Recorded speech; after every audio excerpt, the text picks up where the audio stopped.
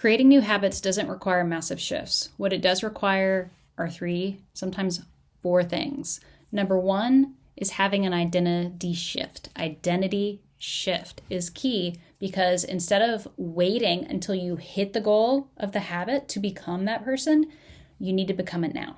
So if you are wanting to write a book, instead of saying, I'm going to write a book by December 2025, you're going to say, I am a writer. I am a writer. I do what writers do. And if I don't know what that looks like, I'm going to find out. So identity shifting. Shift into the person that you want to be that would be achieving these goals. Number 2, systems over goals.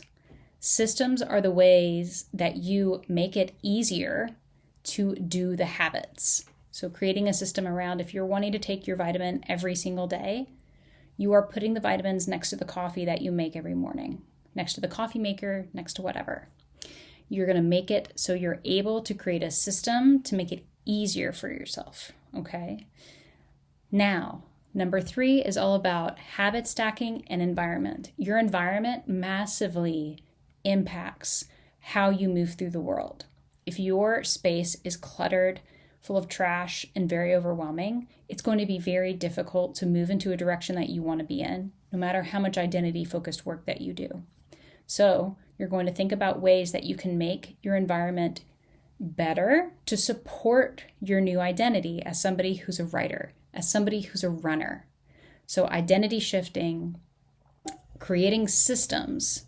Systems make habits that move you into the direction that the goal provides. And then you're going to think about environment, which is number 3, environment and habit stacking. So what habits that you have currently can you pair with these new habits? If you're going to be writing a book this year, maybe you pair writing with your journal in the morning. If you're already in that mode, if you're already in motion, using that momentum and that motion that you're already in. So number 1 is all about becoming the identity that you want to be as a result of those habits. Go ahead and starting there. Number 2 is figuring out your systems of support. Number 3 is habit stacking and environment. The 4th is the bonus one, and that is accountability. Accountability done right can significantly increase your chances of achieving your goals. We're talking like to 95%. Accountability can also be done really poorly. So what can you do to improve your accountability?